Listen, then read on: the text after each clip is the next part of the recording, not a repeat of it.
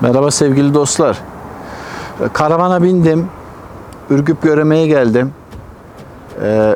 Tabii ki dediğim gibi birçok yerleri gezecektim normalde. Karavanla kamp yapıyorum. İnşallah bugün ilk günüm. Karavanı kurdum. Çok güzel bir doğası var buranın. Aslında resimlerde veyahut da videolarda çok böyle şey gözükmüyor ama çok böyle nasıl diyeyim, albenili gözükmüyor. Fakat geldiğiniz zaman farklı bir atmosfer var. Yani hep bunu diyorum, birçok şeylerde de söyledim. Yaşamakla orada hissetmekle videoları seyretmek başka bir şey. Bazen bazı şeyleri videoya yansıtamıyorsunuz. Yani mesela burası güzel bir yer.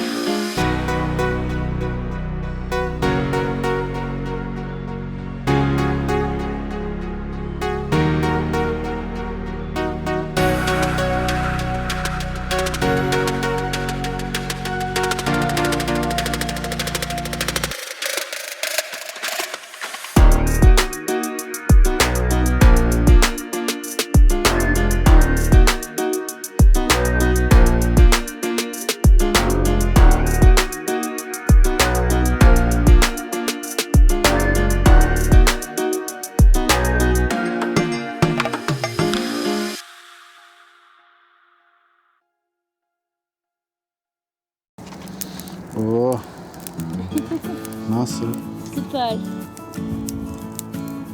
Daha bir Allah. ömrü ucuz daha yedi. Keşke ondan alsaydım. Aa. Bir çuval daha alsaydım. Neşeyle uğraşıyor. Tam yeterdi.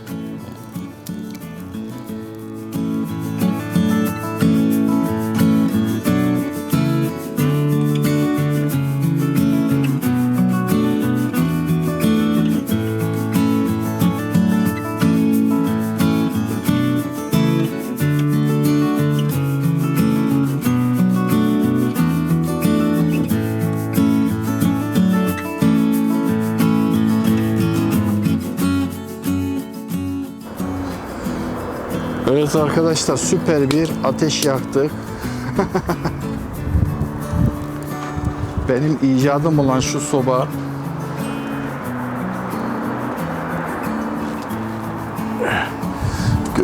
Nasıl bir soba icat ettim arkadaşlar. Gördüğünüz gibi kamp yerinde süper bir soba.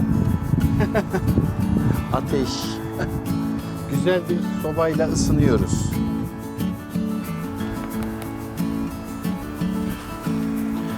Günaydın arkadaşlar. Bugün kampta ne yapıyoruz? Bugün bir Göreme'yi gezeceğiz. Ona göre bir plan yaptım. Planı göstereceğim size de, bütün Göreme'yi gezeceğim. Bu arada buradayım, kamp alanında. Hava dün açıktı, bugün kapalı.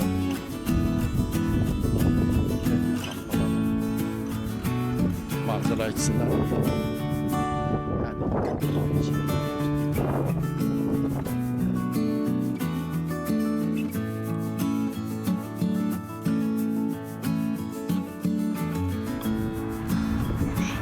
şu şekilde bir